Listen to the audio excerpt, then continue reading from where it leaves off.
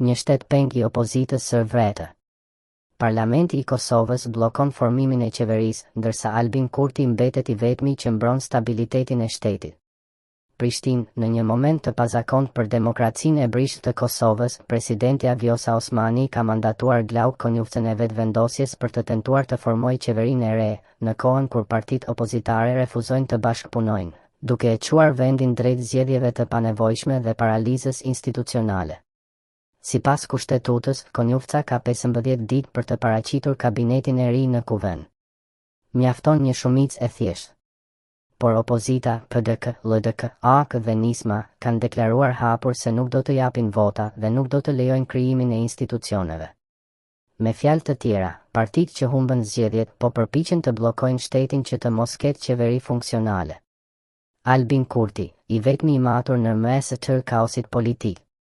Ish kryeministri Albin Kurti, kreu I partisë fituese, ka marrë qëndrimin më shtetformues që ka parë Kosova në vite. Jo pazare. Jo tregti me poste.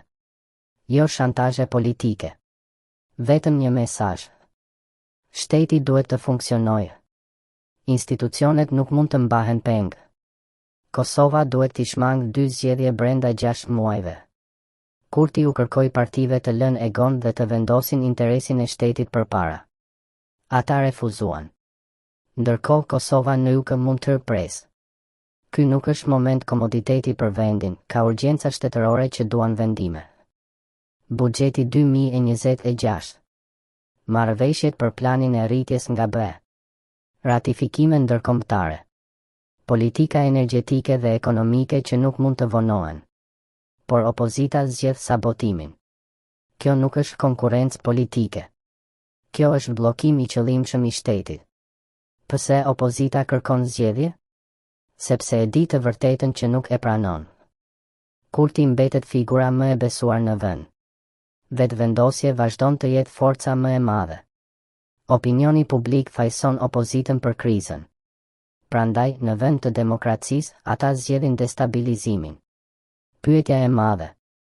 Çfarë opozite dëshiron Kosovën pa qeveri, pa buxhet dhe me zgjedhje të reja? Përgjigjja është e thjeshtë. Opozita që I trembet kutisë së votimit. Fjala e fundit.